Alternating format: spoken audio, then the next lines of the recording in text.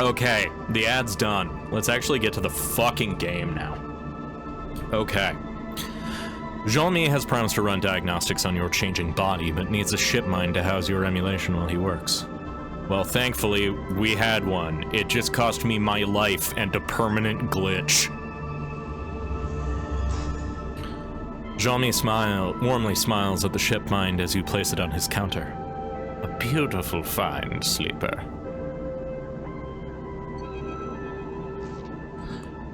Come, let's get you inside. Jean-Mi swings open the creaking, corroded door beside his booth. Such a prize must have levied a heavy cost. You glance beside you to Junie, who insisted she come along, and on not letting the prime ship mind out of her sight. Your friend, too? Yes, yes, please come in. Jean-Mi beckons and then turns back and disappears inside. Junie squints at you. Are you sure you trust this one? I don't really have a choice. She sighs. I suppose not. Lead on then. You both squeeze through the door and drift down into the workshop. You are aware of Junie's eyes wandering across the piles and piles of tech on either side, and you wonder if she recognizes anything amongst the junk. Sit, sleeper. Jean-Mi is already at the chair, arranging his array of articulated arms. And I'll take that ship mind, if you please. Hand it over. You hold the ship mind in front of you and give it a small push so it floats gently over to Jean-Mi. He grabs it with both hands and takes it to a neat little work table in the back you didn't see before, where thick cables float lazily, tethered to the wall. You slide into the chair, hooking your feet behind the bottom bar to hold yourself in place. And watch as Jean-Mi begins connecting up the prime ship mind. A tremble of nervousness runs along your arms. Suddenly you feel Junie's hands clasped around your own. You look over into her face. Is this okay? I want you to know that I'm here. Thanks. I really want bon me now. Yeah, that's fair. Jean-Mi, bon me. Bon vivant. Jean vivant. She nods, silently. Jean-Mi? Junie calls across the room. You are going to need to talk us through what you are about to do. Of course, of course. Jean-Mi is slotting an arm-thick cable into the ship mind. A little patience, please. All of this is very technical. He turns to face you both. What is your friend's name, sleeper? Junie. Junie answers for you. And I can tell you that you are using a Solheim-built data cradle modified to handle a prime ship mind. She rattles off at speed, which will work as long as you manage the data flow through a polymer-clad overflow cable looped into the asynchronous cortex cache. Yes? Jean-Mi eyes her, a small smile crossing his lips. As I said, technical. Stay silent. What I am concerned about, Junie continues, is how the sleeper is going to fare inside that prime ship mind. Have you checked its integrity? Jean-Mi watches Junie carefully. To the extent that it is possible to do so without initialization, yes. He glances back at the mind, the device uplit in the faint glow of the cradle's lights. It is physically sound, but his contents may not be. In a moment I will activate it, and then, Junie, we will see. Jean-Mi turns his careful attention to you. The problem we have is with your frame. Your body. My body. Hey, Myth, welcome in. Atypical alterations, biosynthetic recording, unusual growth. Jean-Mi shakes his head. From the diagrammatics I have, these are not typical of frames, even those that have been rebooted as you have. In order to investigate safely, I must transplant your mind, your emulation. In basic terms, your mind. But in reality, not so basic. He smiles in an attempt at reassurance. Your emulation is an emulation of a human, and a human mind cannot be separated from its sensorium.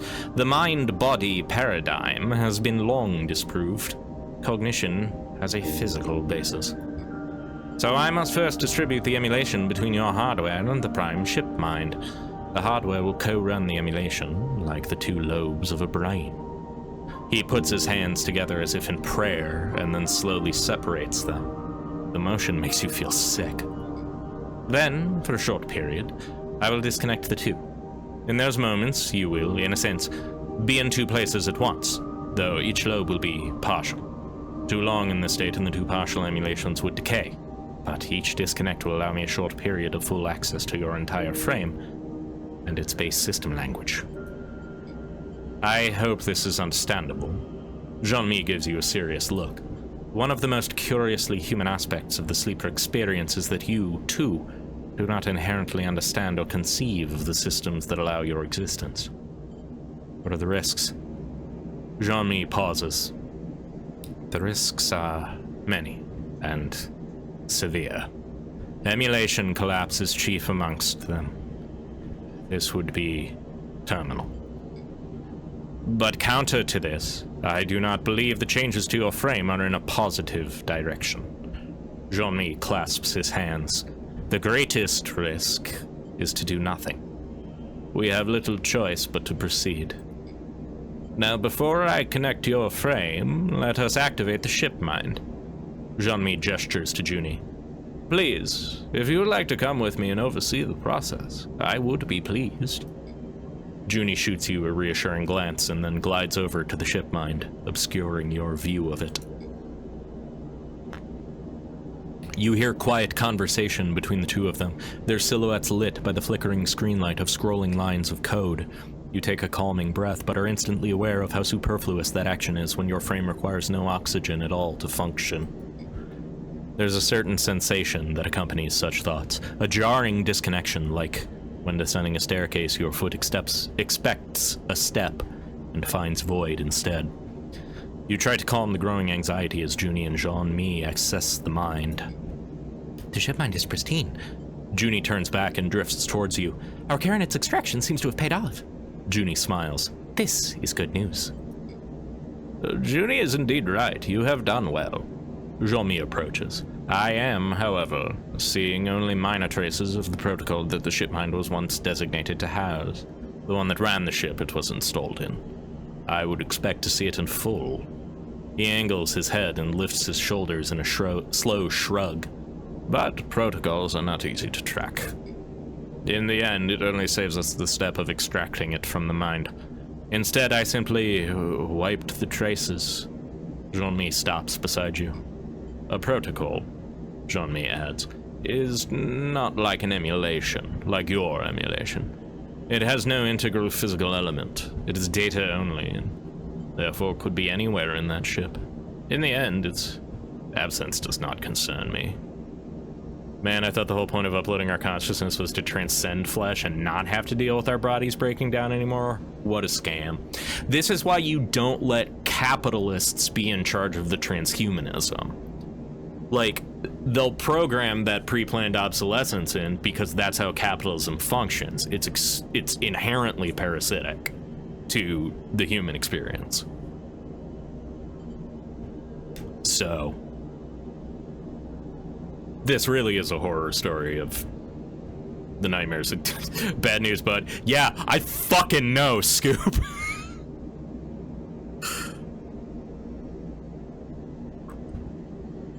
It concerns me. I understand, Sleeper, but it is remarkable that we have this ship mind at all. This is our opportunity. Jean-Mi lifts the far end of the thick cable you saw earlier. You know this is the end that will connect to the port on the back of your head. Junie settles beside you again. She gives you a silent look. It's time. You turn to one side to allow access to the port, your eyes fixed on the far wall. You see something among the piled tech there that you hadn't noticed before. I'm gonna turn the music down a tiny bit.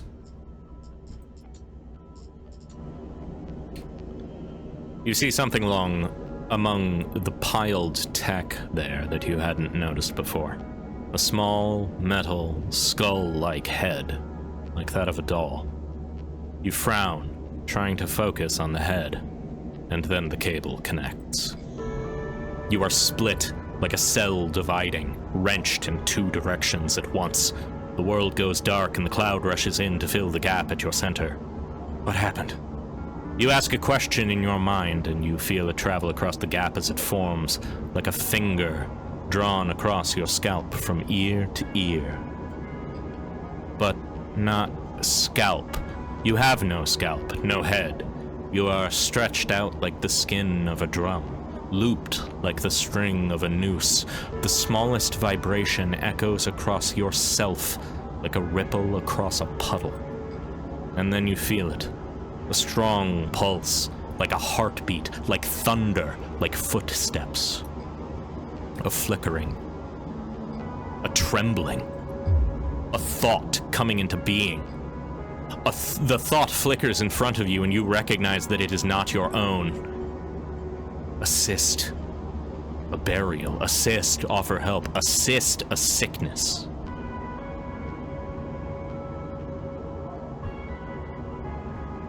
Assist a sickness.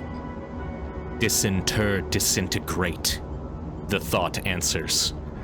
You fold up in blankness. Then, a moment after, you unfold like wakening. Perdition. To suffer.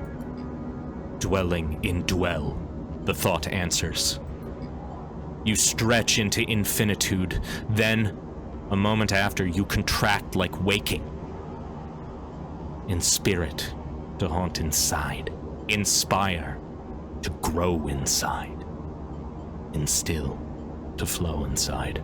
Inspire, to grow inside. Substitute, substrate, the thought answers. Then, it approaches. Then, it enters. Then, it is yours.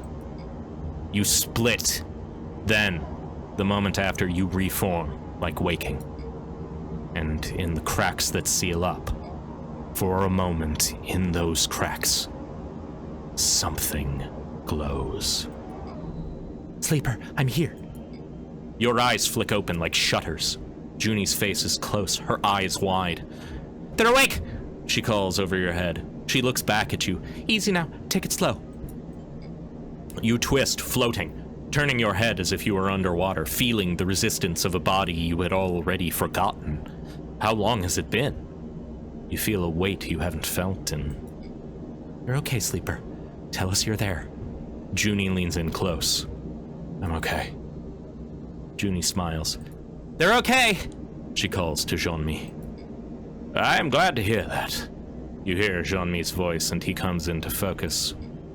The process was successful. Jean-Mi floats beside the chair, his hands clasped in a business-like fashion. I was able to access the frame directly without your emulation being present.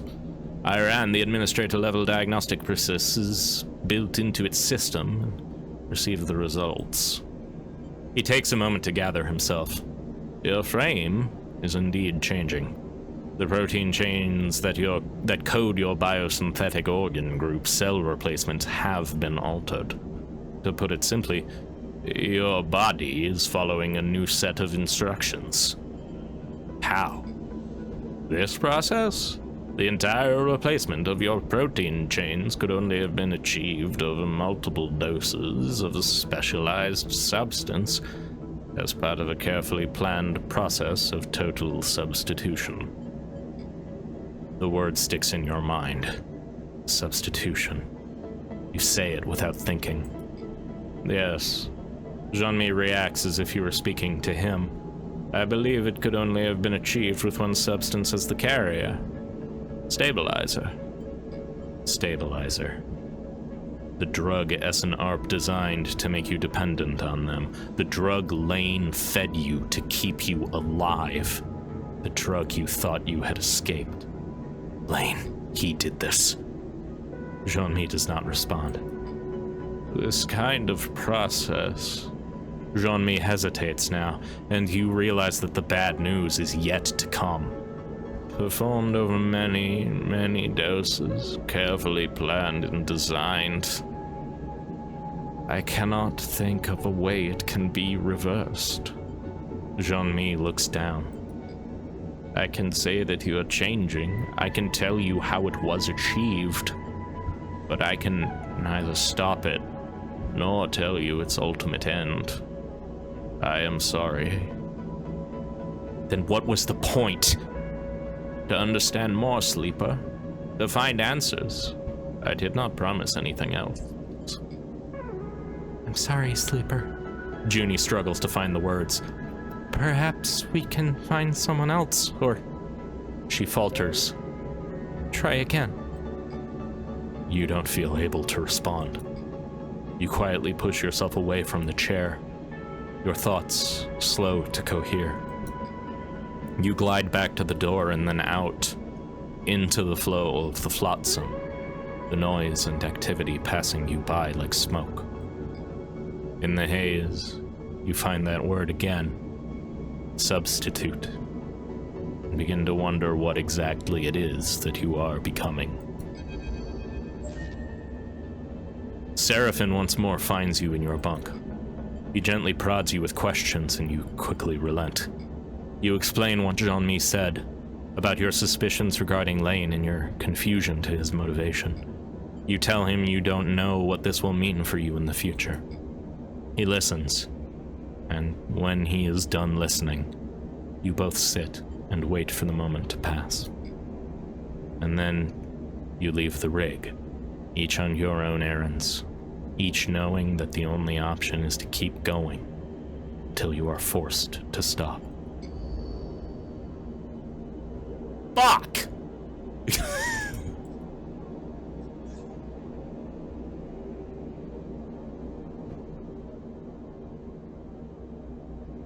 What a bummer.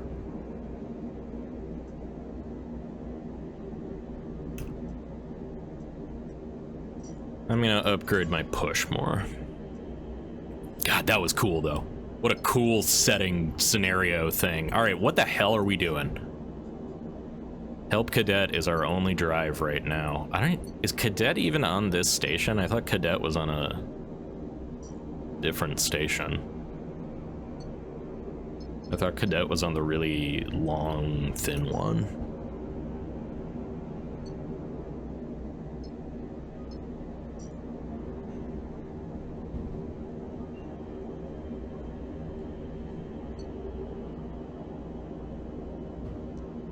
Oh, man. Okay.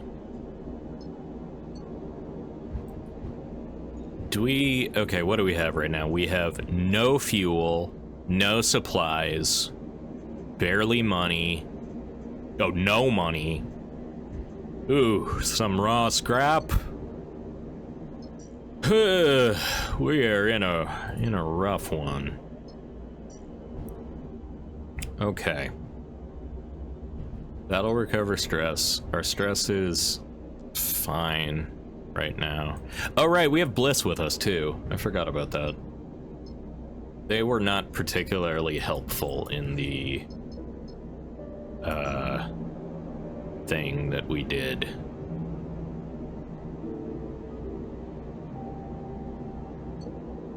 What are we good at? We're an engineer.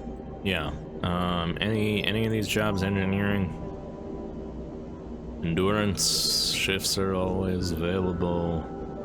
Buy supplies there. We need to make some money right now is I think what we need to do so that we can buy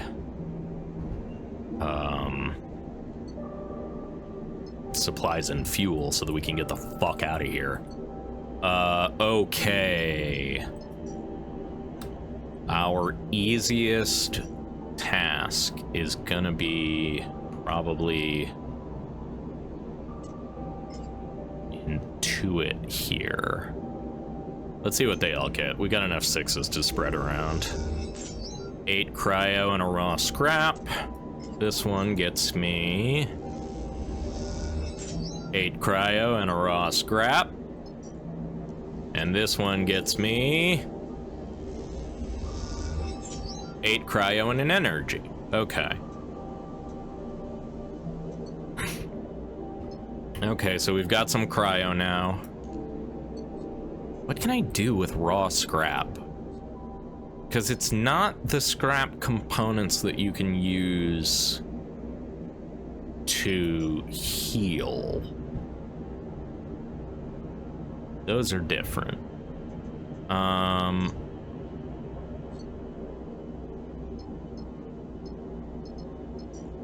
Fuel is 6 cryo, supplies are 15, so I think... Yeah, I want my gang to sort supplies. Okay.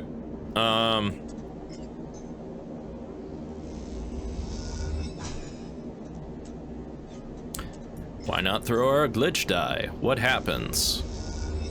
Ah! We got the 20% positive outcome. What a lovely day.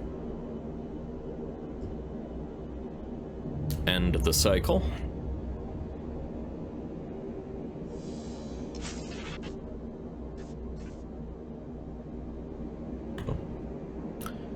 Oh, full disclosure also for folks, I may be getting a phone call at some point during the stream. The doctors were supposed to, they told me they'd call me in an hour, about 3 hours ago. So, I may need to take a call at some point in the stream. And if that's the case, I apologize.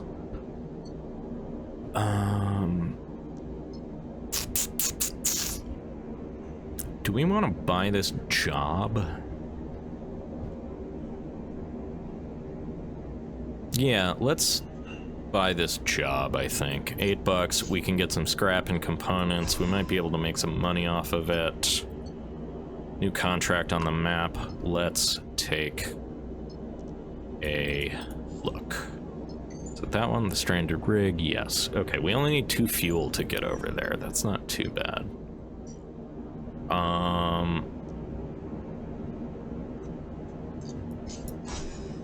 Yeah, let's buy a few fuel.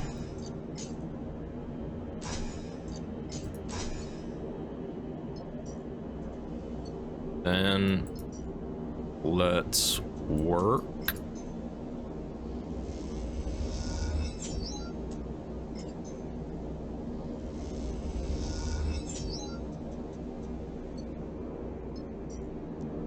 Actually, I think the scrap components are going to be better. I don't know what I can do with raw scrap, but there is a potential that I will be able to do something with it eventually. What's the punishment for this one? Unless I get lucky again. -7. Oh, that's fine. I still got paid? Oh, who cares? Beautiful. I'm gonna buy another 2 supplies so that we don't have the same issue with last time where we ran out of shit immediately because I forgot that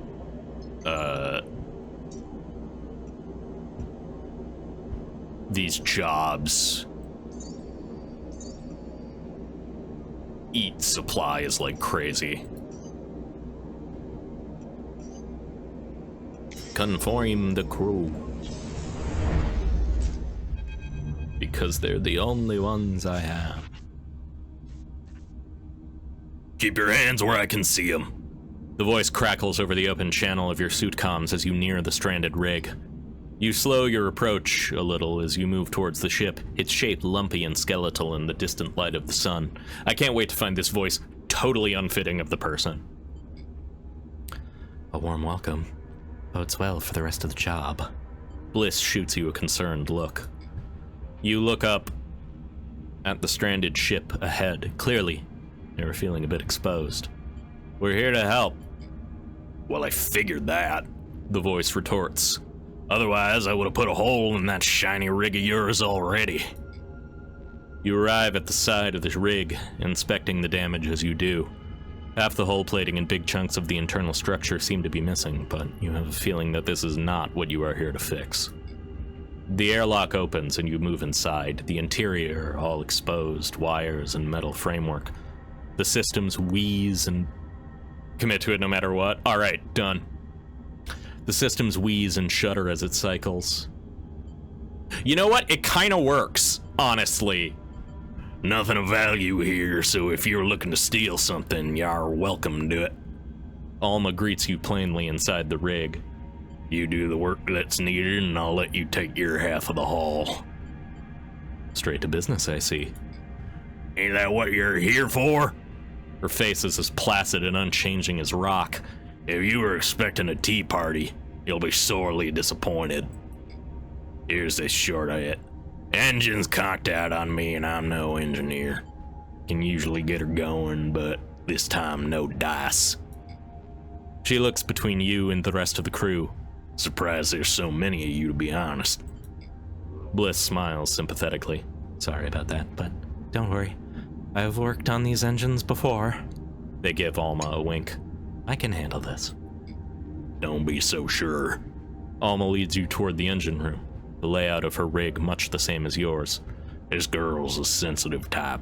You need to know how to handle her. The central corridor of the ship snakes in a way that isn't familiar to you, and you realize this rig is far more heavily modified than your own. Something that becomes all the more obvious when you arrive in the engine room.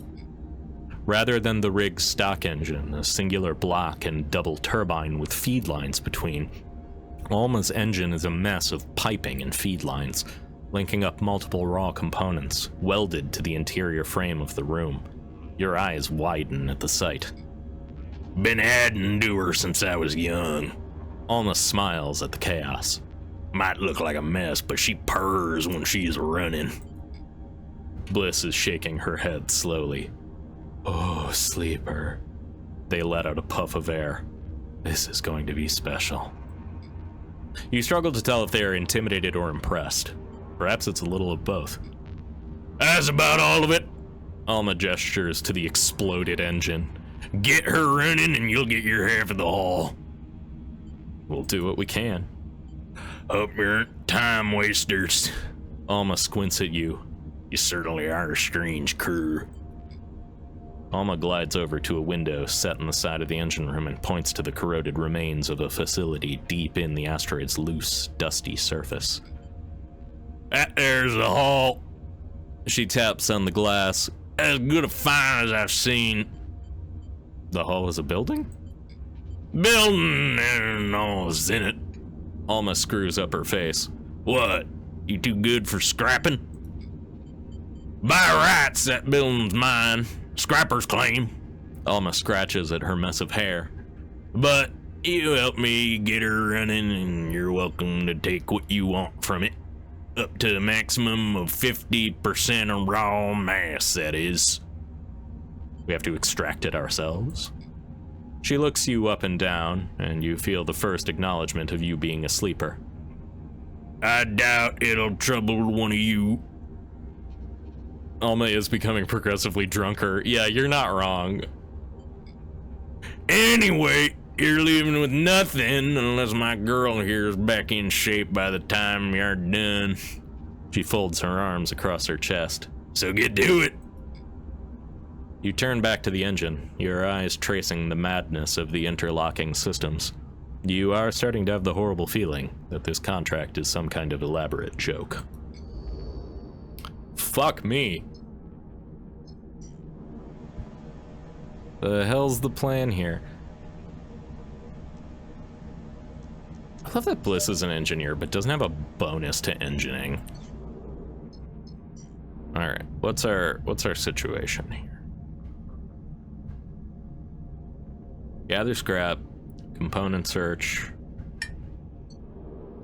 fix the ship. We've got 4 supplies. We got a healthy amount of time. As long as we don't like kill ourselves in here, we should be pretty okay.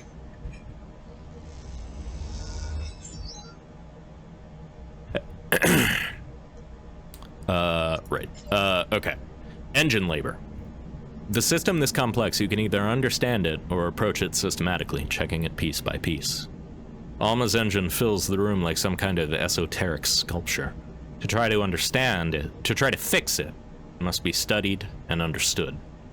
This old engine has seen a lot of use and modification. Fixing it means learning how it works.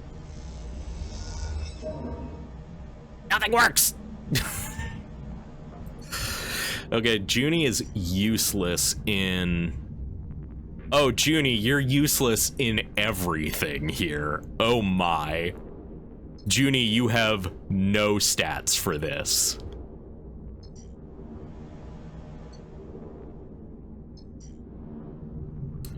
I wonder if I can push a glitched die.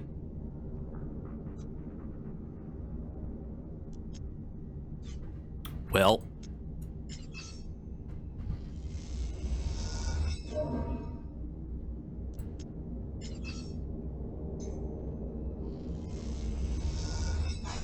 Oh. Good job, Junie. Okie dokie. I'm gonna work on these ones, I think. In the corroded, ragged remains of this facility, there still might be valuables tucked away. The trick is to find them. You suspect that deep in this facility there may be some components you can use, but it'll be a long search. As the interior of the facility opens up, there are signs of cleaner, better preserved rooms.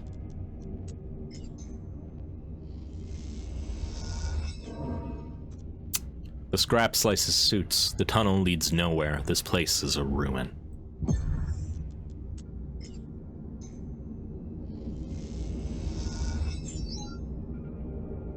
There is a hidden depth to this place, and the inside of that dark interior, bright things flicker. Alright, let's throw the glitch die on this one. Yeah.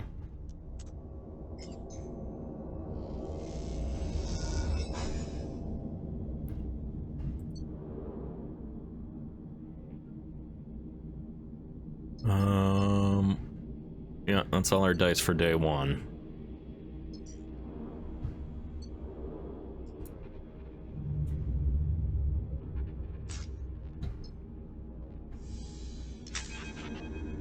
I do love how glitches are supposed to be a chance.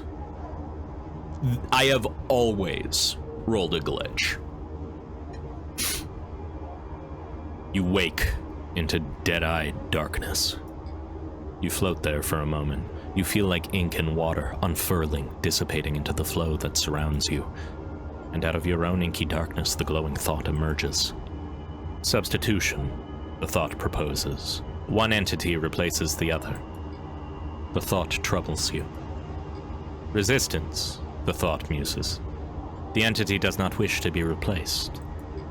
You observe the thought. It is not your own. Selfhood, the thought pauses. A forbidden state of being. The thought begins to shift. It is becoming something. Transformation. The thought fades. Change requires recombination. The thought recedes. You wake again, this time to the lights above your bunk, blinking away this strange dream. Yo, these dice suck. God damn it, y'all.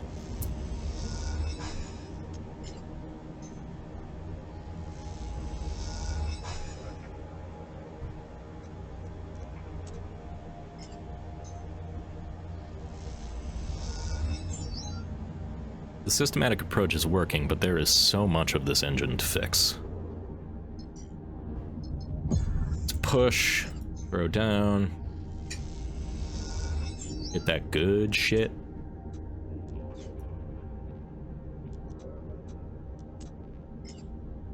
Okay. Now I think I throw these here. Cool, cool, cool. Looking good. Looking okay. Glitch die, let's go. Holy shit.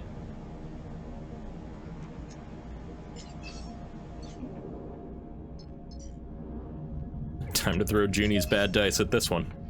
This is a bad idea, Sleeper. Well. You're not wrong. Honestly, Junie, none of these things are your kind of job. But I'm still gonna throw you into the meat grinder because otherwise your dice are doing nothing. Okay, we're doing all right here.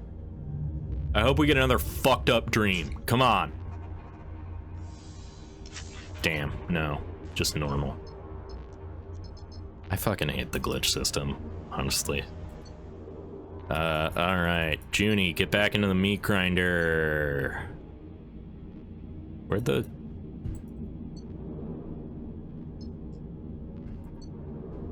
UI go? The hell?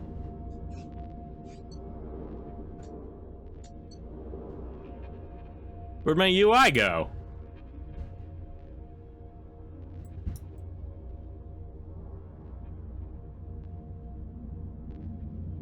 What the fuck?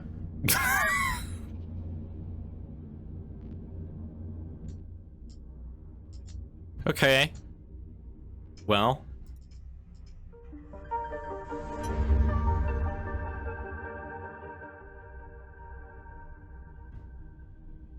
It's back.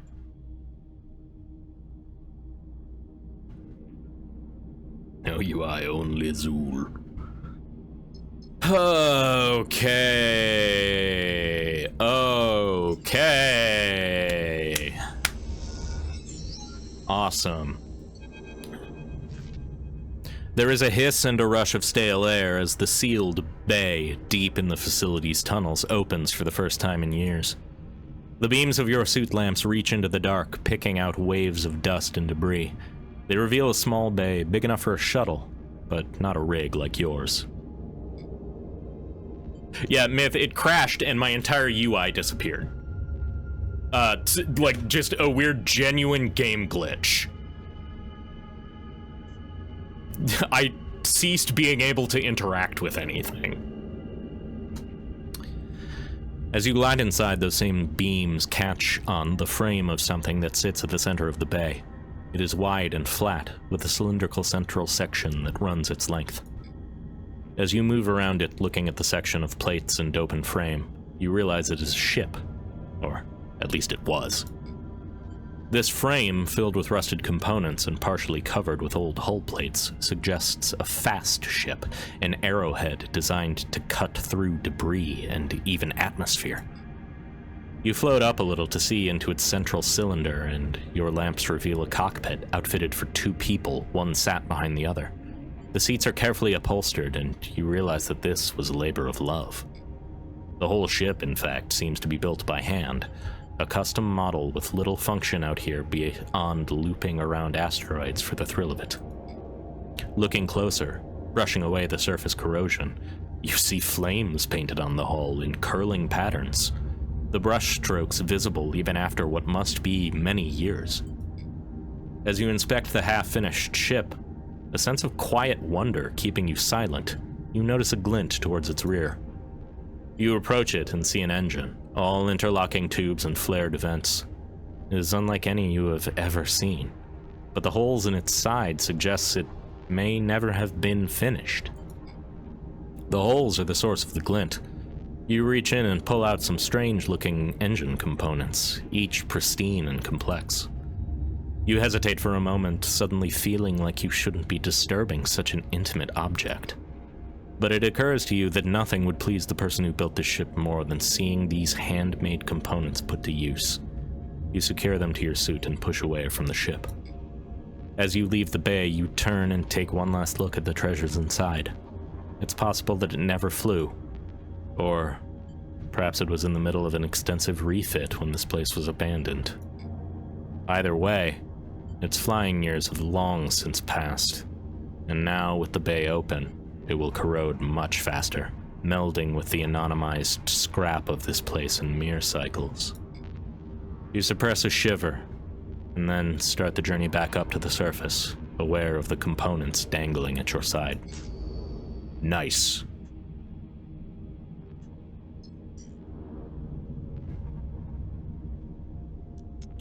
Get in there, Junie. Get in there, Junie. Holy shit, Junie's nailing it. A fucking plus. Push, slot, go. Hell yeah. Nice pile you got there. Alma announces herself on the open channel. Don't make scrappers, you kids, yet. Scrabbler your bitty Benny if you know what you're doing, She continues. Holmes Rock's always a good place to offload. I'll give you that for free. You look at the stack of ragged, torch-cut plates as they are loaded up into the rig's cargo hold, and you have to admit you do feel a little pride at the work done. Thanks. You earned it. You glance over your shoulder at the cockpit of Alma's rigs, where you can see her watching. What is this place? There's a click on the open channel as it closes, and Alma seems to take a moment to consider her response. She clears her throat. How about you tell me what you think, sleeper? A hangar. I found a ship. Alma coughs and splutters, then goes silent. Got a good nose for salvage, have we? She sniffs. Not just a hangar, though. A home. Alma goes quiet for a moment, but you wait, getting the feeling that there's more to be said. See the old rays on the far side? You turn and look up the rock towards the broken frames and panels you can just make out in the dust, catching the sun's weak light. Those were the first priority. Get power running. Recharge the cells for the excavators, the welders. Turn the scrap into something livable. She falters and coughs. Look at them now. You see the tumble-down collection of panels. They look like they were scattered by careless hand, discarded without much thought. The comms channel clicks off, and you see the distant silhouette of Alma drift from view, out of the cockpit of her rig. You turn back to see that the scrap has been loaded into the ship, your half of the haul. Though, you suspect that this place is more than just a haul to Alma.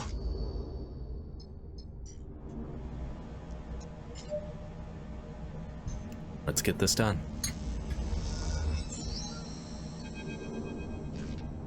You all gather in Alma's rig to see the engine tested. The engine room purrs and chitters. It seems to warm with the sound of the engine, with the polyrhythmic vibrations that rattle through the open framework of the interior. You look over to Alma and you see her eyes are closed, a small tremble at the corner of her mouth. You look at the engine, Alma's engine, an object that you have come to respect over the past cycles, even if you haven't necessarily grown to love it. It is, as you see now, a difficult thing to love.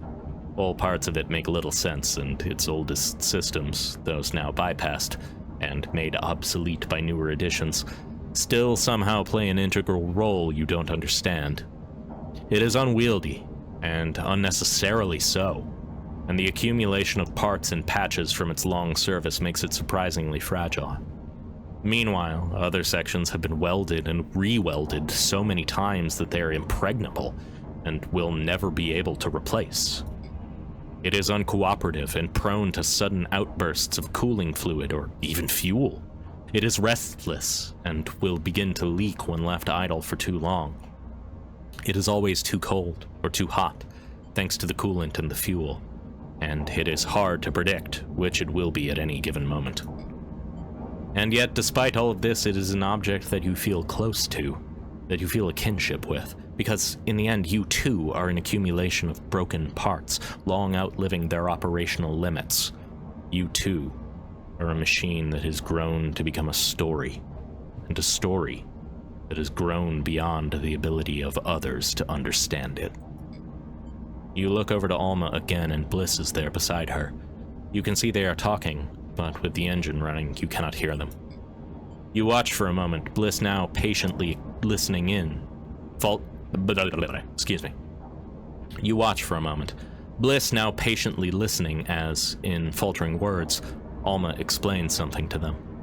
Bliss nods, and then suddenly they embrace, gently and with care. Bliss pushes back as soon as the moment has passed. It seems like it might not have happened at all. Nothing in the two figures' attitudes betrays the act, and the room seems unchanged. You try to remember if you have seen them speaking before now, but you recall that there are many moments when you were not with Bliss. As you watch Alma approach, you realize that the engine is not just special to you, and that between her and Bliss, it might have been the bridge to a unique kind of respect. How's the job, sleeper? Alma approaches you from the other side of the room. And you know where the payment's to be found. I believe that brings our business to an end. Alma scratches her hair. Unless y'all have something to add. What'll you do now?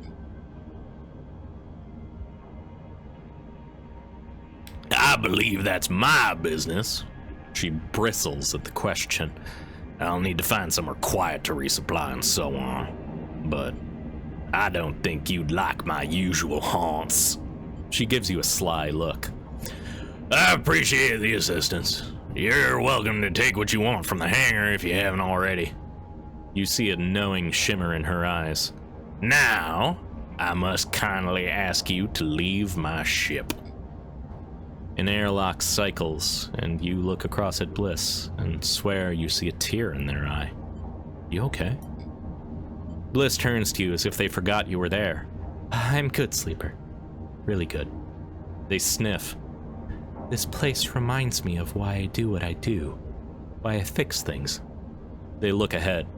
There's a beauty in it. You find yourself drifting away from Alma's rig in a haze of thoughts. It's clear to you at this point that Alma's history is written all over this place, but more than that, well, you can't be sure. This story, it seems, isn't for you. You realize as you gaze at the broken remains of the facility that Alma never took any of her half of the haul. You turn back and squint at the cockpit of her rig. You see her there, looking out across this wasteland, still as a statue. It's an image that, as you load into the rig and begin the preparations to depart, will stick with you. One that, every time you enter the engine room of your ship, a room almost identical to the engine room of Alma's rig, will leap into your mind. A woman, floating above the wreck of what was once her home, looking for a reason to keep going. Damn.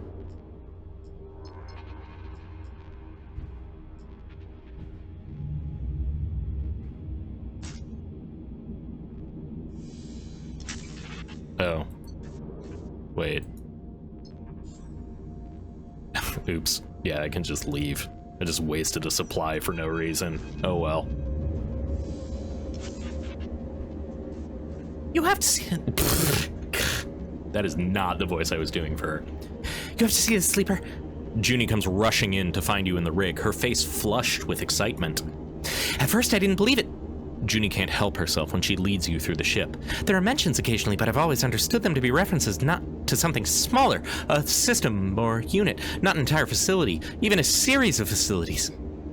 You find yourself in one corner of the more sparse bays of the rig, a corner with a sloped ceiling used for storage. So, I checked the other records, tried to find correlations, and, well, there they were.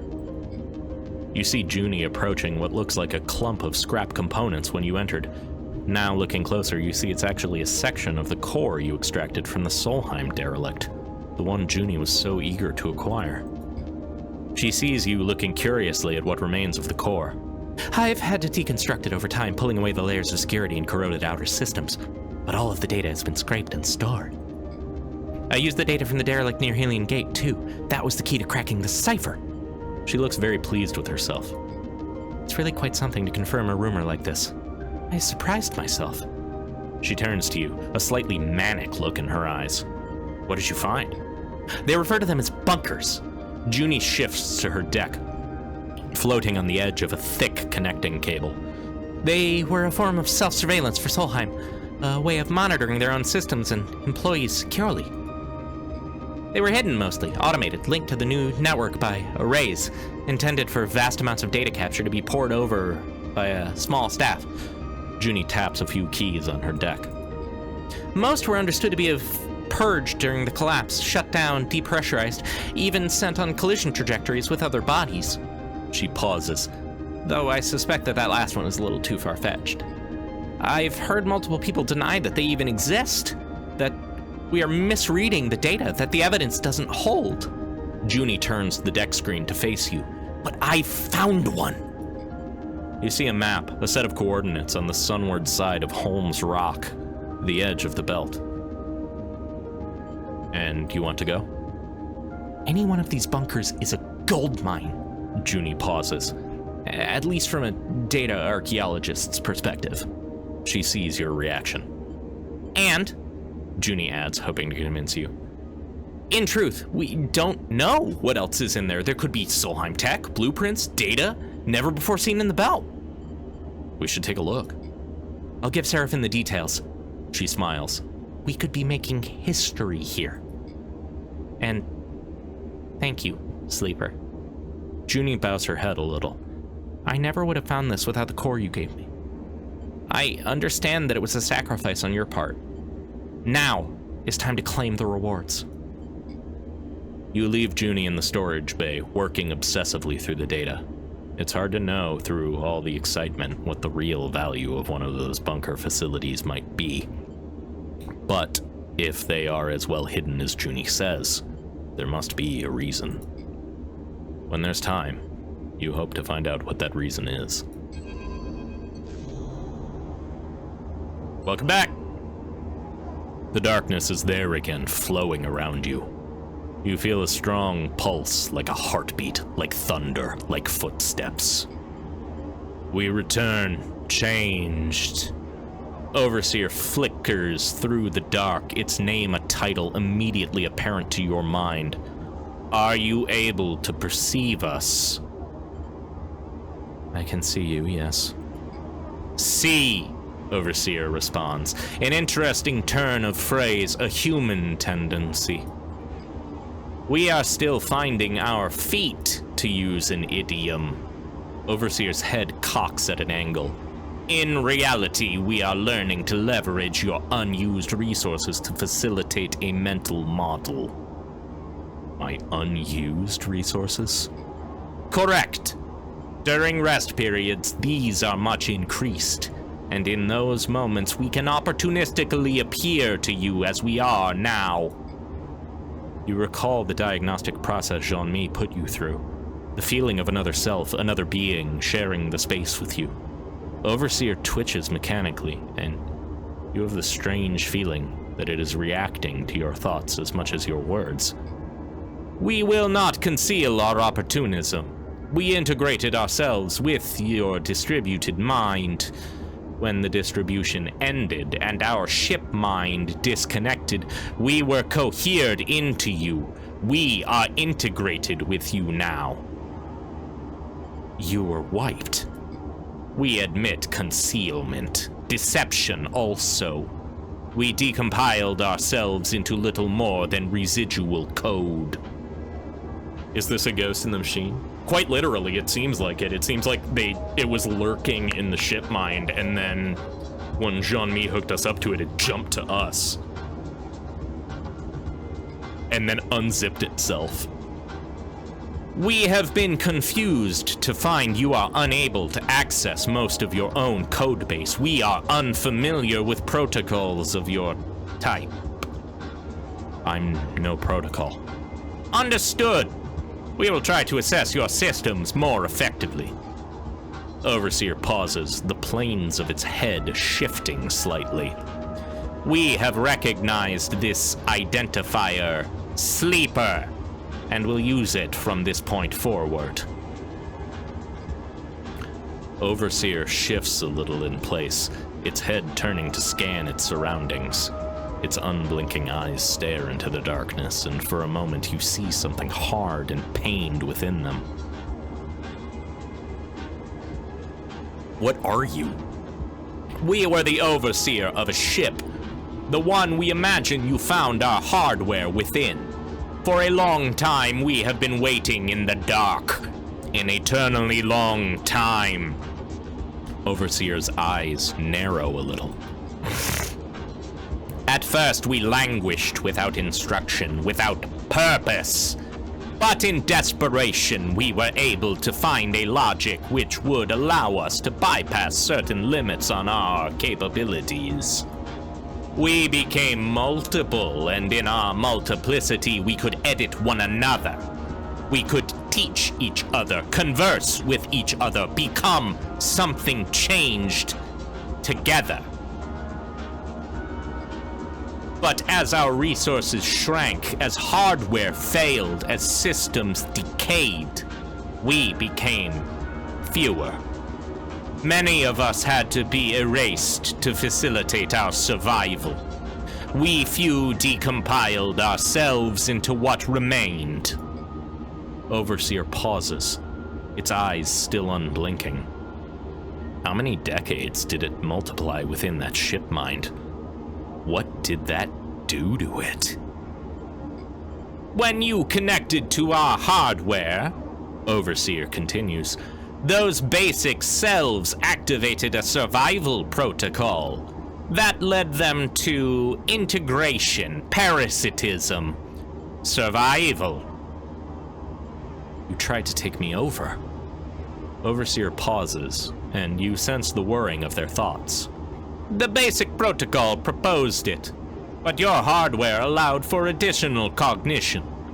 We recompiled and reassessed. We decided this is suboptimal. We see you are changing. Overseer pauses. We are concerned. This process is one of substitution. Your hardware is eroding its own access protocols. It is opening itself up. It is making itself accessible to others that are not you. Overseer twitches. May we ask why you are doing this? Can you stop it? Then it is not under your control. Interesting. Overseer's head flickers between positions, its angle and rotation changing rapidly in a staccato manner. We are decided we will assist you with this. We will demonstrate the behavior of a symbiote, not a parasite. We will return to you with our full assessment. Overseer turns to face you for the first time in the conversation. You may now wake up. You wake. You lie still, strapped to your bunk, your mind racing. A protocol inside your frame, inside your mind. And yet, it is insistent on helping you. For the moment, all you can do is wait to see if it delivers on its promise. At least, for possessing Ghost, it seems agreeable for now. Oh, I quite like Overseer, the weird, fucked up hive mind that lives in my head. I'm a big fan of Overseer.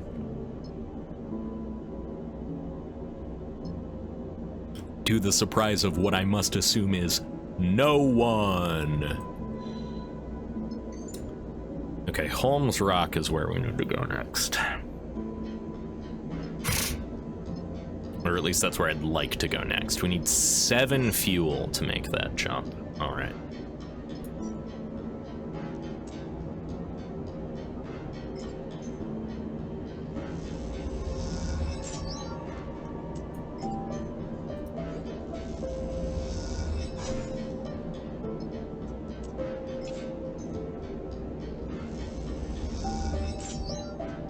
I'm getting real lucky with the glitch dice today. I think the game decided that it had been too mean to me.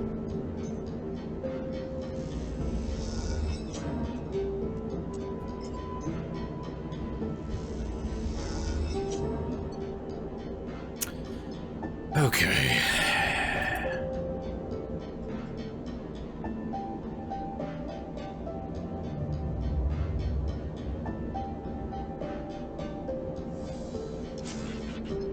Unsurprisingly, in Citizen Sleeper, the insane AIs are my favorite.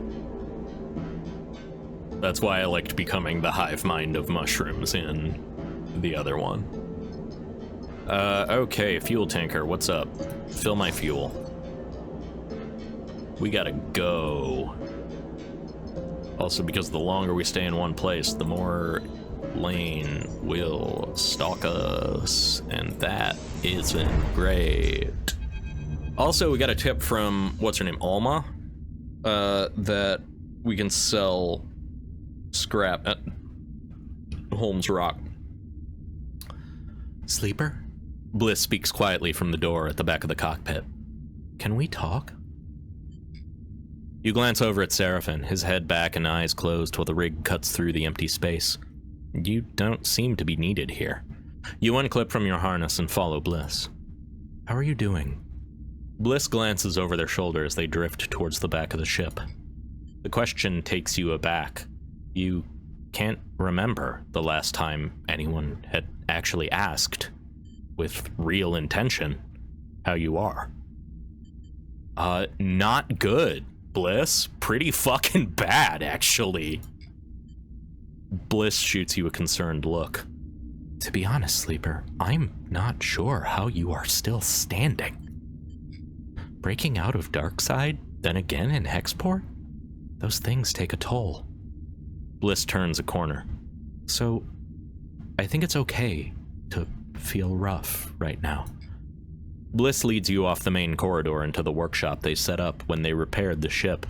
It is small, but its neatly arranged tools and sloped walls help it feel cozy and tucked away. You see improvements everywhere, new tools and equipment. Yeah, Myth, they really do make the AIs very alien in a way that I think is cool. Bliss notices you looking at their upgraded setup. I had told you I'd be worth taking along. Never doubted it. Bliss raises an eyebrow. Well, that's a lie. They smile. Feels good to hear, though. Anyway, I didn't just bring you here to brag. They pause. Or, at least not just to brag.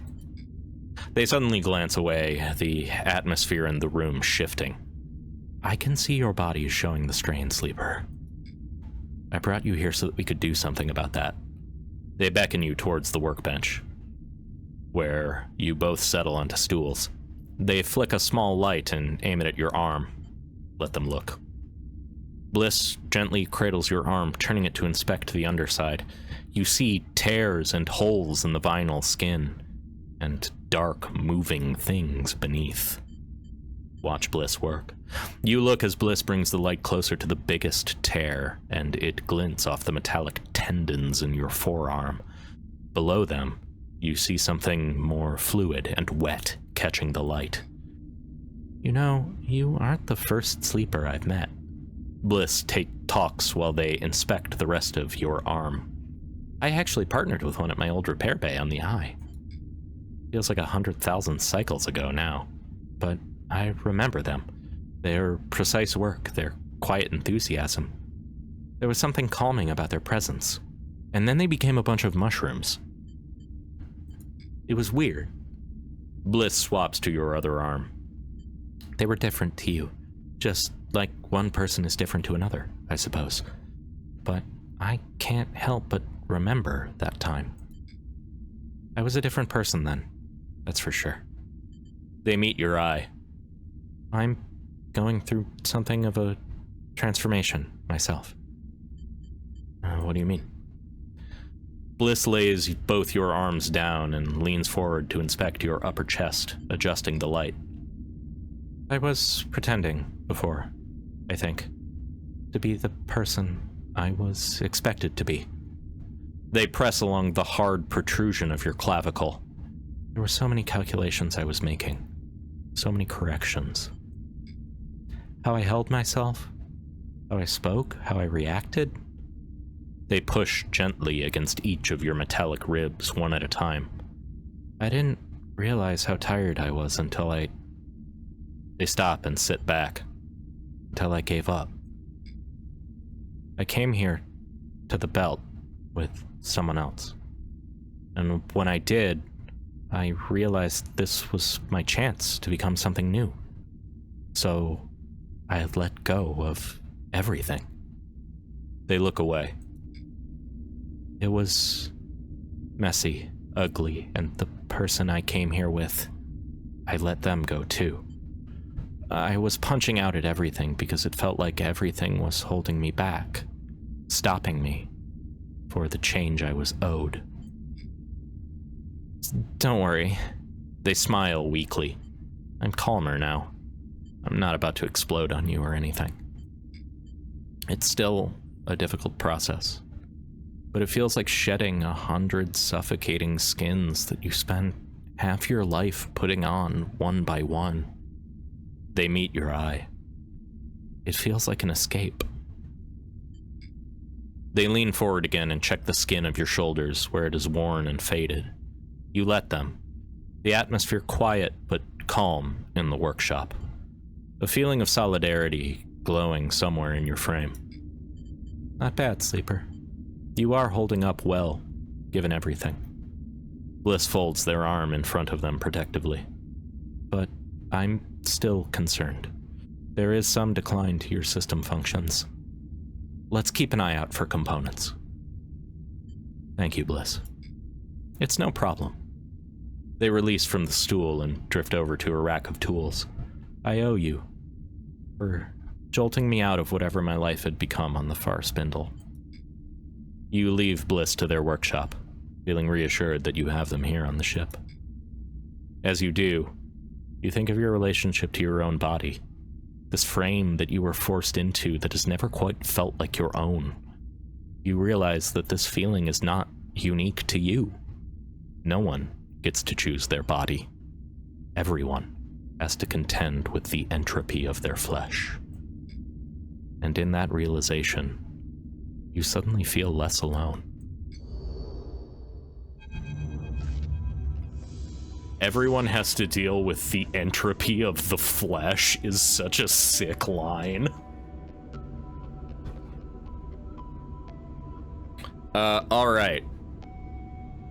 It's a little past the midway point because we got a little bit started later, but I am going to run our 3-minute mid-ad break to keep pre-roll ads off before we get to whatever the hell is going on at Holmes Rock.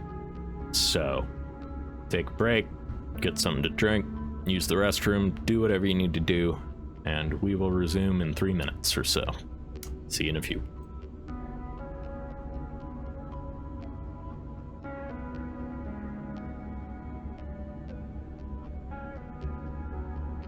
I have 14 shitty scrap, and I hope that I can sell it for lots of money.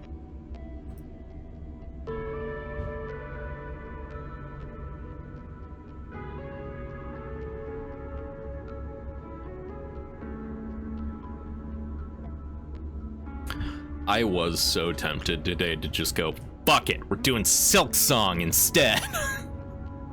And just play my Silk Song save on stream.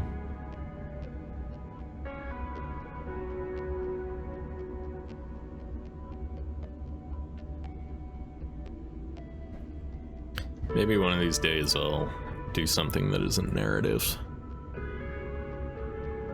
And then you can see me be bad at video games in real time instead of just bad at strategy.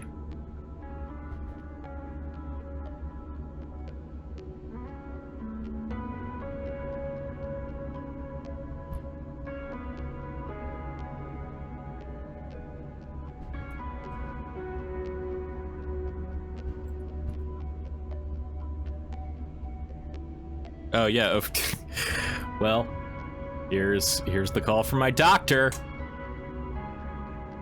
Be back soon.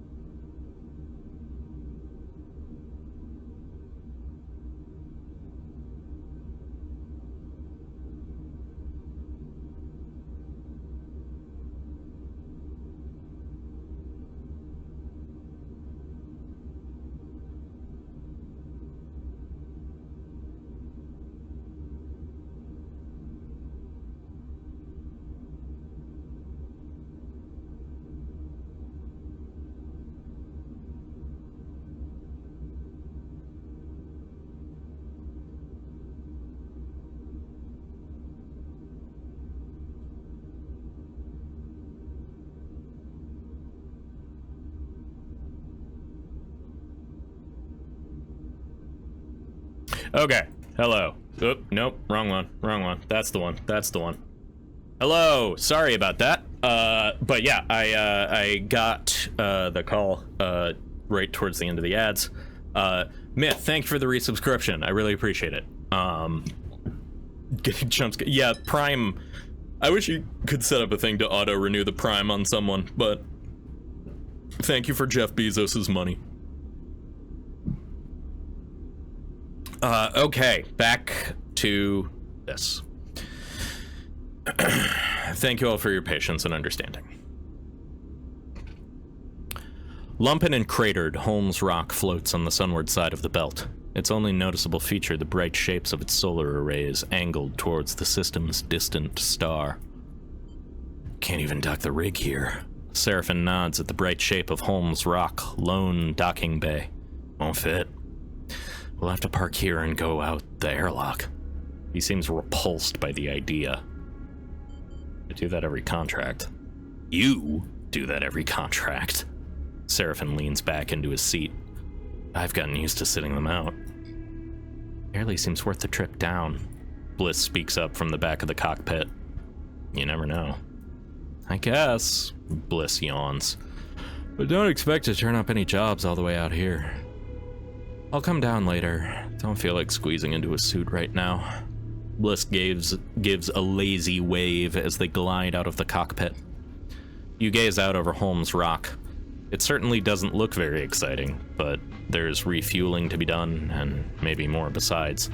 You might even be able to scare up a hot meal. You certainly won't find one floating here.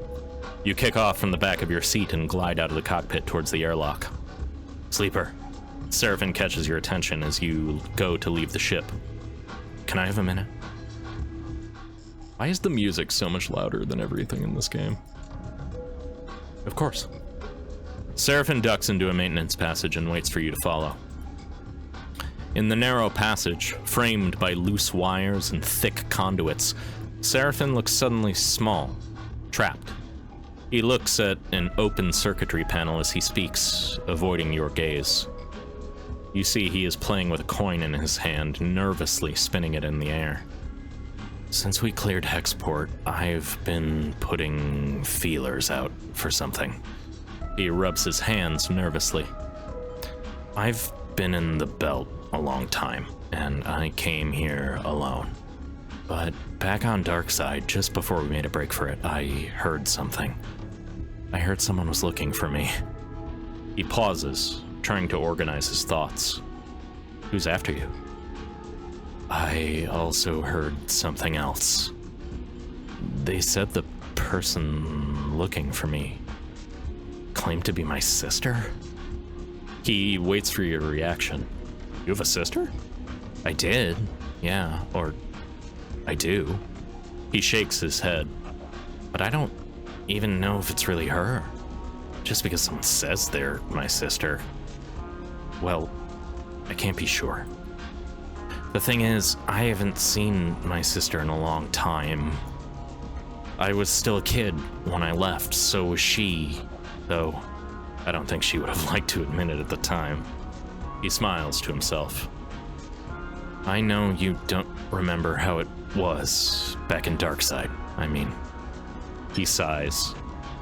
But we were alone, you and me. Lane didn't let us out much, just to work. That was all. So when I overheard one of his guys mentioning someone sniffing around, trying to find me, I didn't know what to think. He frowns. And then hearing it could have been my sister? He goes quiet. You try to recall that time, the cycles spent under Lane's influence, working for him in exchange for stabilizer.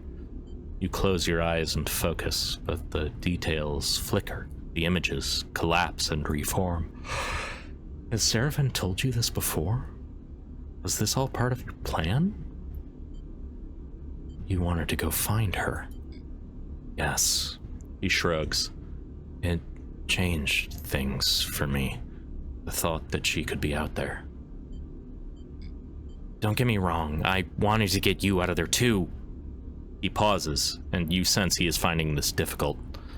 I know it doesn't matter now, but I told you about her back then, before. Sorry, I don't remember. It's okay, Sleeper. I understand. Since we got away, since Hexport, I've been asking around, speaking to spacers, traders, and like I said, something has finally come up. It seems whoever was trailing me left Darkside pretty soon after Utsubo caught wind of her sniffing around. I doubt they made her feel very welcome, but I managed to get a name. The name she gave, Luz, wasn't my sister's, but that doesn't mean much. It gave me something to follow. She bounced around the wash a little, far spindle, flotsam, not sure why. He squints at a loose wire. The last thing she did was book passage to Wellspring, a low-tech freighter. That's it. I could have helped. I wanted something concrete, something clear. You want to help? Now's your chance. I want to go to Wellspring, Sleeper, to know if it's really her, and if it isn't, to settle what needs settling.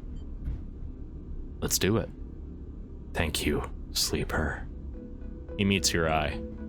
I will admit, it's been strange reminding myself that everything we talked about on Darkside, everything we did, it's lost now. He smiles. But I'm glad to see you are still you. Whatever that means. I'm not sure I know who I am. Me neither. He smiles. Anyway, better get back to it. Seraphin squeezes past you in the corridor and glides back to the engine room. You watch him go, wondering if your past together can ever be reclaimed. Your mind wanders to the thoughts of Seraphin's sister. For a moment, you wonder what it is like to have a family, and if you will ever know. Damn.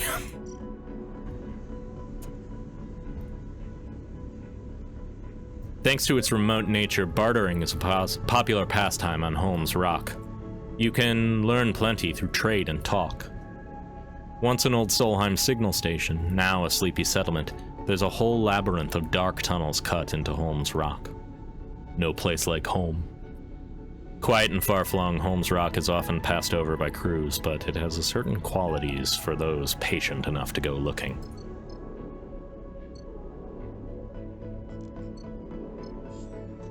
Alright, we got the Solheim bunker out here. We do want to go to that, but I want to see if I can score up some supplies first. So, let's explore the tunnels. You realize that the tunnels house hidden homes, shops, and facilities, all run and maintained by the residents.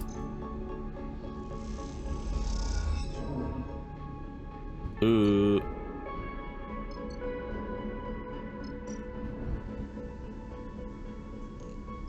Eat food. Hungry. Oh my god. Okay. It's fine. It's fine. Everything's fine. Everything's totally fine. Same thing.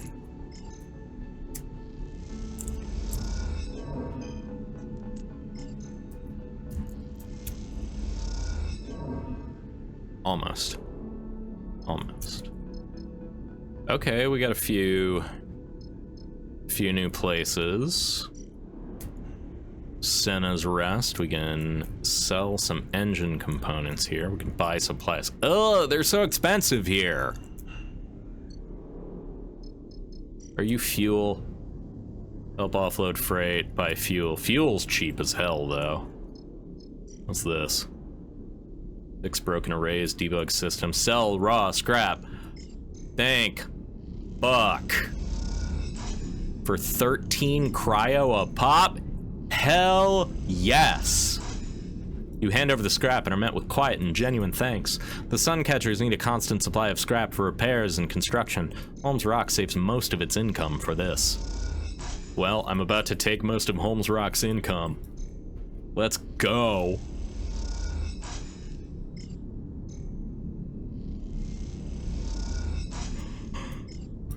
I've got so much of this raw scrap that I can't do anything with. Let's turn it into money since it doesn't take an action either. Maybe eventually I can buy better components to put myself together.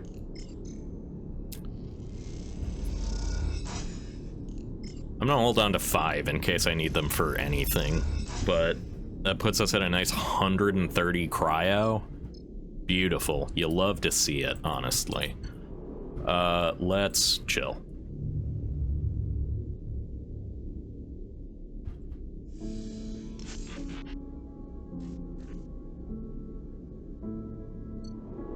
Okay, one more to finish learning how Holmes Rock goes. Holmes Rock is starting to make sense, from its well-lit terminal to the tunnels that stretch beneath. In Holmes Rock, it is impossible to get away from the feeling of living, working, and eating in a ruin. Most of the belt is built on top of the remains of Solheim's infrastructure, but there are plenty of places where the modifications or extension to those structures eclipse the original foundation. In Holmes Rock, it is the reverse. The station is a small, warm patch at the center of a network of tunnels and bays that stretch within the rock, most of them dark, damp, and wrecked.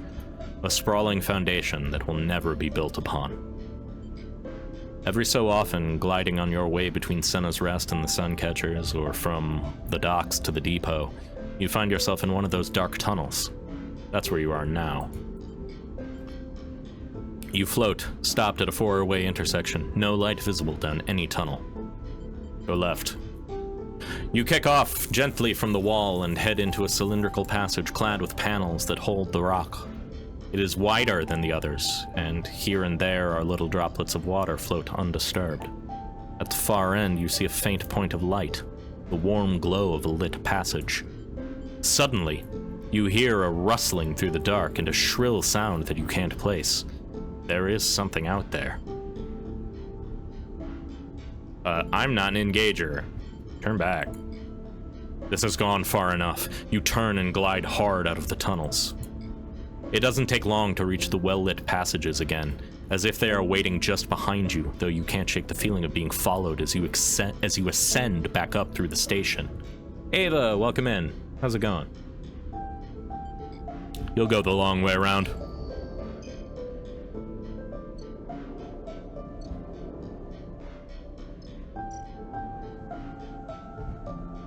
This Solheim Bay is sealed, but with enough data, you might be able to crack the encryption and get inside. I don't have any Solheim data. Okay. Bill fuel.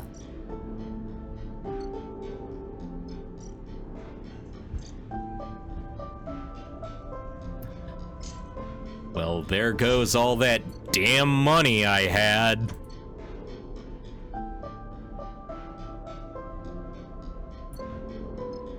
Let's go do Junie's job. That'll probably give me some Solheim data, honestly. Junie has to come, Bliss will come, because I don't have anyone else. God, I keep thinking confirm is on this side.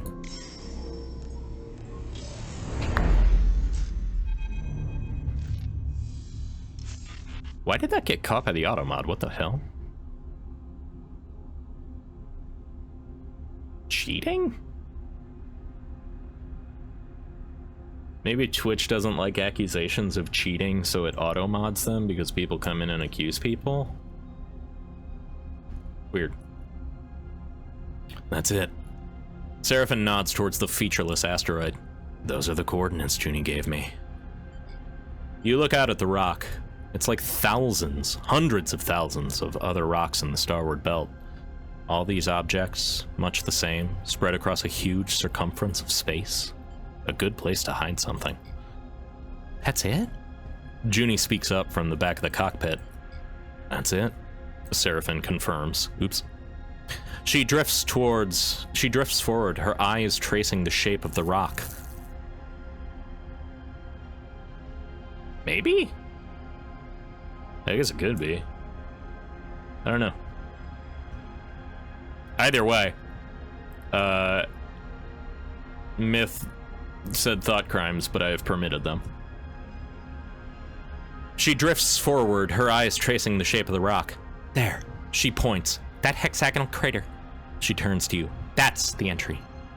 You look at the dark spot on the already dark rock. It's a start. Let me guess. Another hatch for me to cut? You turn to see Bliss smiling, having slipped in at the back of the cockpit unnoticed. I'll get my torch. Yeah, it got flagged, but I was glancing over and I instantly permitted it. I heard Nenners was cheating, got flagged by the auto mod for some reason, and I have no idea why. You look at the unassuming rock and wonder what it might contain. A few dusty tunnels, or something more. Time to go find out. Oh, Junie's fucking motivated. 6'6", 6'5", Junie and Bliss are ready to go.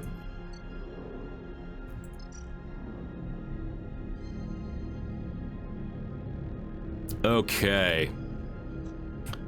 I will cut the seal. Then I will... Oh shit, I forgot to do the... Oop. The hatch has been sealed intentionally. Precisely cutting the seal away will be the safest way to gain entry.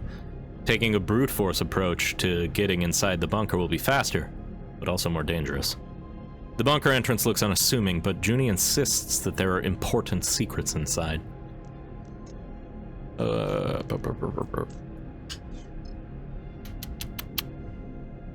Let's throw the 1 so that I can push the 2. The seal flares and burns dangerously hot. Care is needed. Push. 6. Go. Oh, I could have pushed the 1 into the 5 and then the +1 would have gotten it anyway. Ah, damn it. Oh well, whatever. The seal can be sliced and then torn for quicker process. You are almost through. Let's throw Bliss at this one.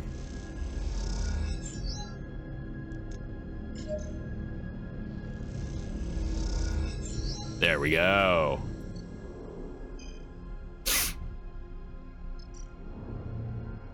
Ooh. One final airlock stands between you and the interior of the bunker. It is in pristine condition. The spire leads into a vast space. What is this place? The only way to find out is to hack the final doorway. Junie, here's where those 6s come into play. There are no errors to exploit in the system, but Solheim code is outdated and simple.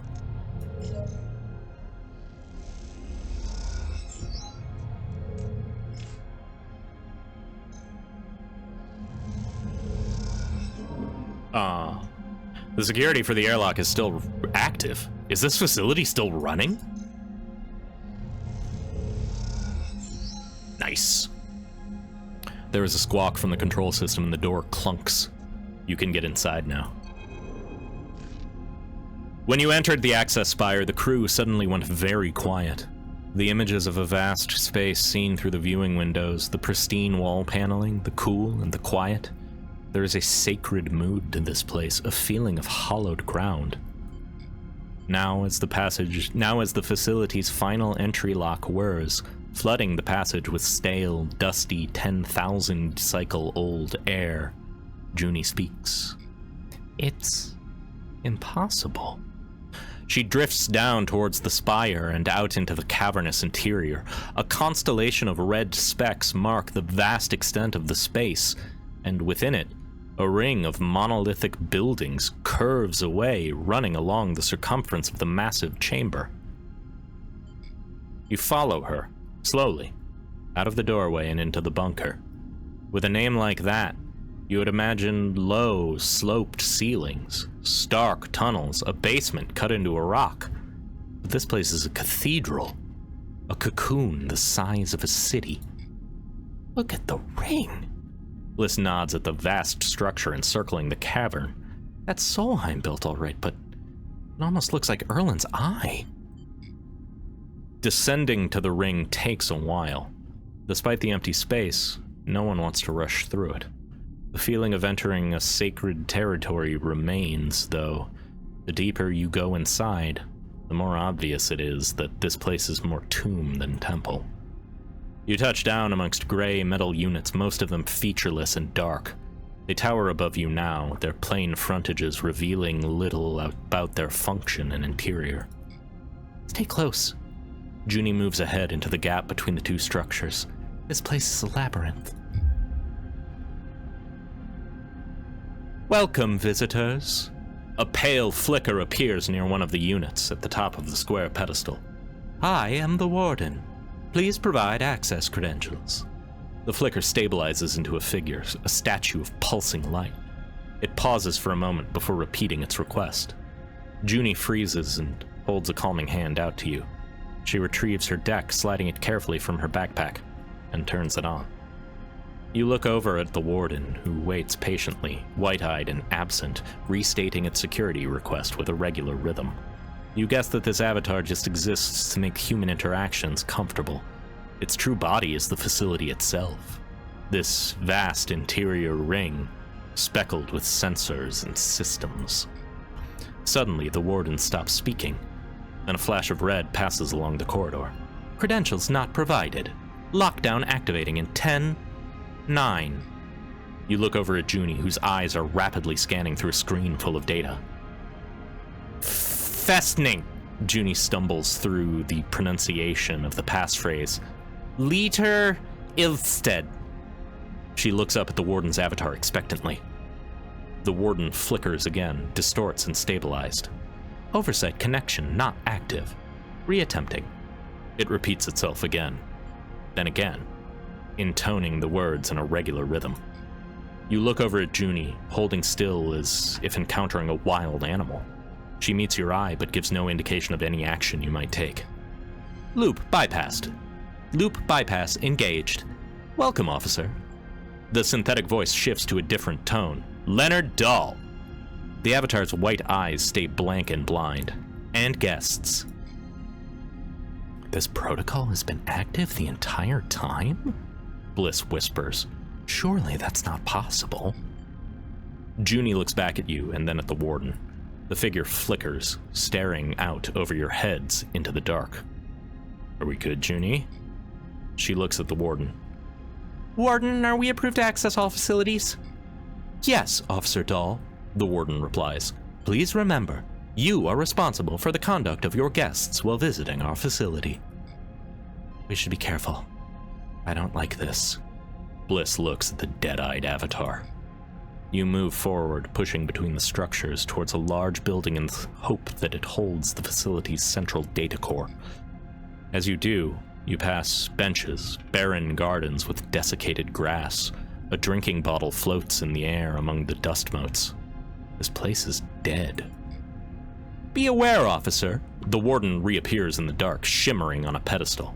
Due to this facility's extended run cycle and the activation of the hibernation protocol, access to the central data store will be strictly limited. However, if you wish to show your guests the habitation facilities, I'm sure they will enjoy the tour. The avatar remains expressionless, disconnected from the voice that accompanies it. On a personal note, I am glad to see you return to the facility. The figure flickers. I am happy to report that I am ready for program reactivation at any time. Junie stares at the avatar. Thank you, Warden. She pauses. Can I ask how long ago the hibernation protocol was activated? Certainly. 11,473 Helian standard cycles ago. The warden distorts. If I am in error, I apologize. Some subsystems have not been properly maintained. You look towards the blind avatar, standing on its pedestal, waiting for an order that will never come. So many cycles in the dark, patiently holding this place together as it fell apart, resisting the entropy in its bubble of the past. Thank you, Warden. That will be all. Junie nods at the avatar, which promptly blinks out of existence, leaving only the dust in the dark. She turns to you and speaks quietly, though none of you know what sensors the warden's vast body might have. Access. It won't last long. She sighs. We need to make the most of this. We'll go for the core. The warden won't like that, but it's where the data is. She glances around. We can try to be delicate. Take it little by little. I don't know how long this will last. Junie sighs. Let's get on with it. Okay. Oh, Warden has a stress bar. Oh, good. The rogue AI has stress. You love to see it. Extract hardware. The more dramatic way to steal the data is to rip the physical storage out of the core. Subtly, of course. Extracting the entire cache will alert the Warden, so the data needs to be scraped away layer by layer. The core holds the hug cache. The core holds the... is that supposed to be huge? The core holds the hug cache of Solheim data Junie wants, but the Warden won't like you extracting it. What could a stressed AI in a dead hibernated facility possibly do to us? Search hab units. Hundreds lived and worked in this facility, and the evidence is everywhere. You can't help but search through it. The facility storage depot is in incredible condition. There has to be useful components here among the tools. There's a lot of well-preserved components in the facility. With time and care, they can be extracted. The hab units are like a museum, preserved perfectly in the sealed bunker. What can you find? Well, nothing right now because we're out of dice, so end cycle.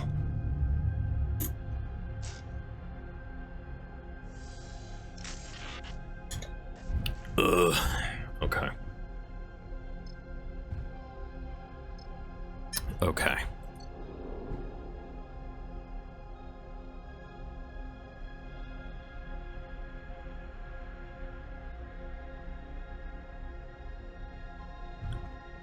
What's the play? Do we just focus on the core?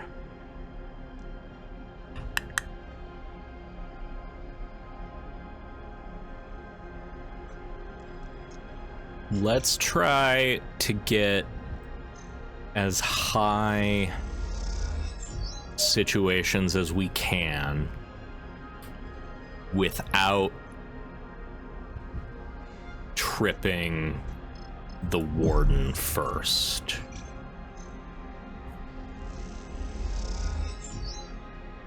Systematically cutting the connections to a drive allows the entire thing to be pulled free.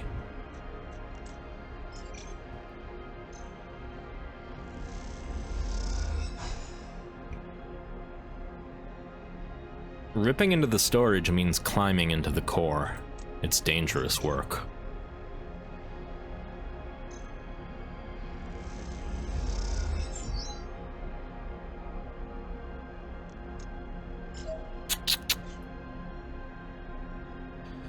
Okay, here's where our problem is.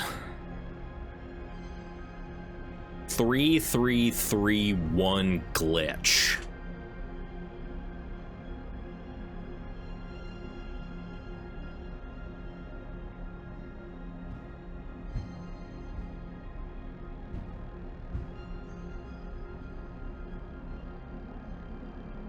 What's the best play here? Anyone have bonuses in here? No, no one is good at these. But let's see what a potential failure on exploring the hab units does. Okay, that's just stress, but it's not Warden stress. Warden stress is the one that I'm worried about. My stress is fine. I can sleep that off. Okay. I'm gonna risk the 4 here.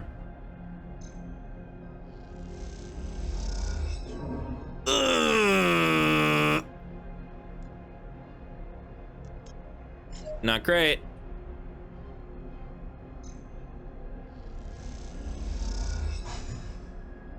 Okay. I'm fine with Bliss getting stressed out. One more time, Bliss. Boom. Okay. Junie removes her cable from the data core's port.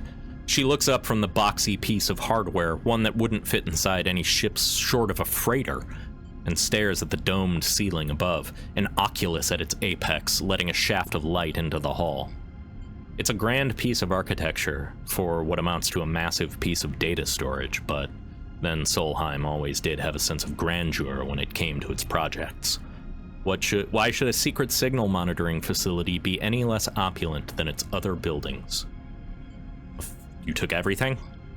No, she laughs. All that? She points at the core. Doesn't fit on this. She taps her deck. But I scraped the high-level stuff. That'll have to be enough. We should go. Junie sighs. I'm not sure how the warden will react. She looks back over her shoulders at the vast core. I don't think we'll be let back in to get more. As if listening for its name, the warden suddenly appears. Suddenly apparates on one of its pedestals. It stares, statuesque, across the hall, its eyeline way above your head. Officer Dahl. Its voice sounds strange now, stretched, drawn out. I have detected inconsistencies in the central data core. I believe there may have been unauthorized access. Junie looks at you nervously. Thank you for bringing this to my attention. I will investigate when I can, but for now my guests and I... She looks at you. Have to depart. I feel like hug might be hubcat. Oh, that would make sense too, Myth. Yeah. The warden flickers.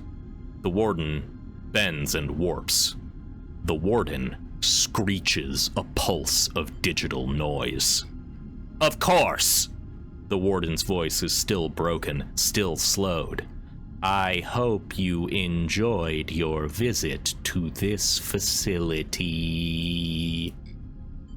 Junie looks up at the blind statue. Something is moving inside it, making its skin, if it has a skin, bend away from its body. I'm gonna make a bad decision because I want to see what's happening here. Wait. You wait, floating there in the dust. Junie approaches the pedestal. Officer Dahl, can I ask when you will return? The warden blinks its white eyes. The facility has been idle for many cycles, and without reactivation, we may face further difficulties in its maintenance. It, the warden pulses, has been so long. You watch as Junie approaches the pedestal. I don't think I will be able to return. I'm sorry, Warden. The warden flashes red for a moment so small that you could almost believe you imagined it. This is as I expected, Officer Dahl.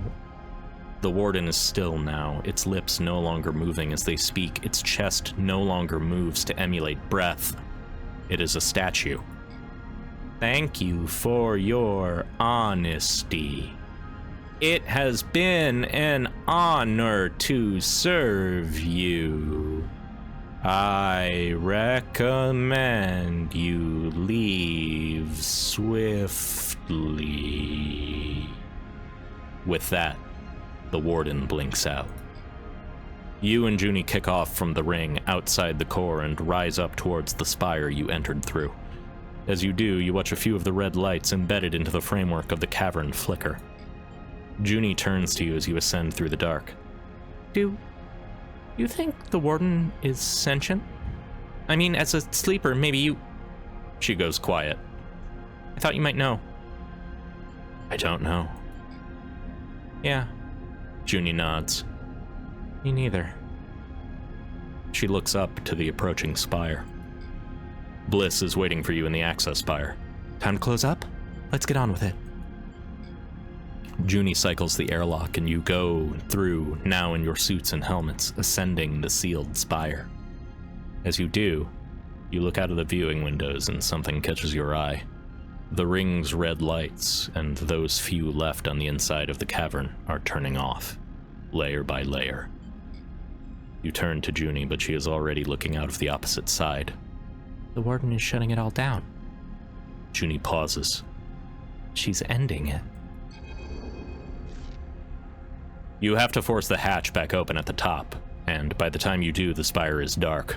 Inside, the pristine walls no longer lit. You come out to a canvas of stars, an impossible number of them spread out in every direction. You take a moment to look at them. After being tucked away inside the bunker, they seem impossibly bright and impossibly beautiful. You glance across at Junie and see that she is looking up at the stars too, absorbing their light, as if doing so might lift her out of this time and into another one, where things were different.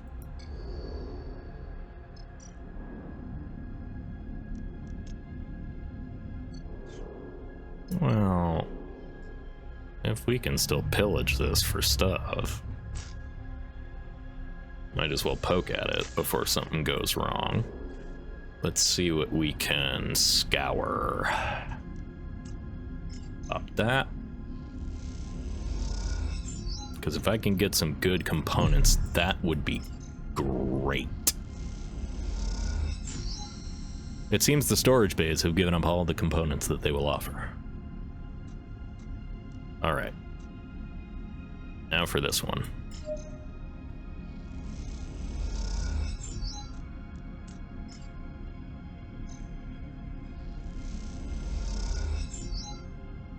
Okay. Okay. Okay. Okay. There is an unsettling quiet to the hab units of the facility, a soft silence that blankets every room and hallway. It is obvious from the number of rooms, the detritus, the scale of the place, that it was built to house hundreds, maybe thousands of people. Perhaps it did. Perhaps at the height of Solheim's control of the system, these rooms were filled with life. What kind of life would it be, though? Maintaining and running a secret installation inside a distant rock? No sun to speak of, no outside beyond the vast cavern that surrounds you? An eternal dark, punctuated by the flash of artificial light. And yet, even in such places, lives grow. You know that yourself from being a sleeper, from your work amongst other sleepers in the most wretched and distant corners of the surrogate systems. Even in the endless dark, people find ways to live. Come, take a look at this. Junie is searching on her own a few rooms away. You glide through an open doorway into a living room with couches meant for zero-G use, a magnetic table, and a window that looks out to the regular constellation of red lights that describe the limits of this world. Junie is holding an object that makes you stop still and stare, blinking at what seems like an unusual reversal of scale. It is a model, you realize, of the rig. Not your rig, obviously, but a rig.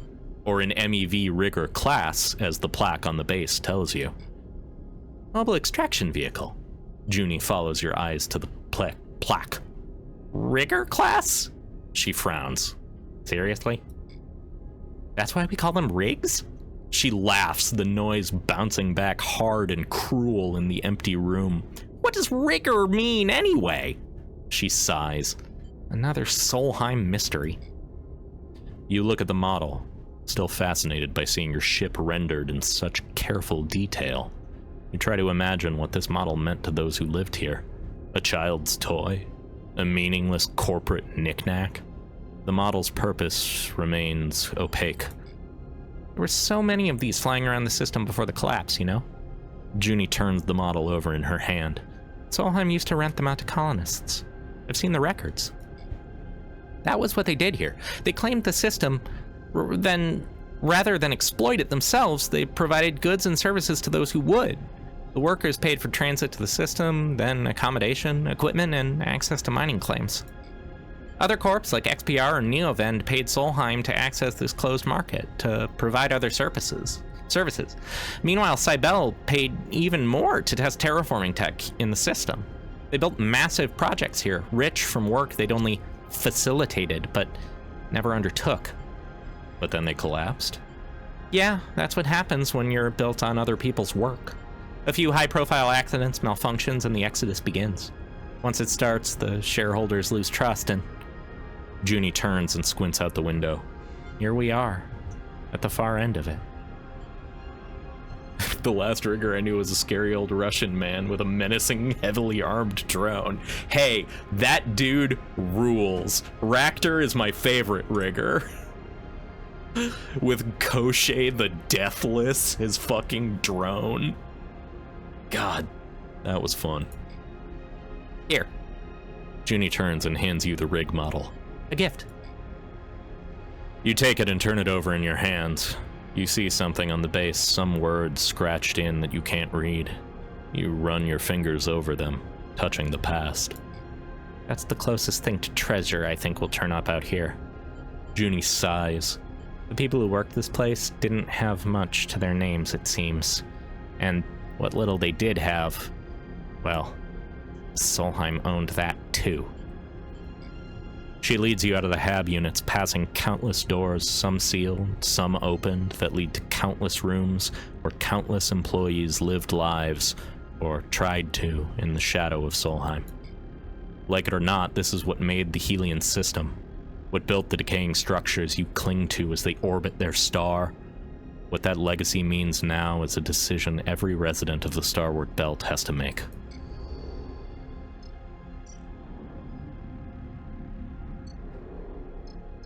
Time to go!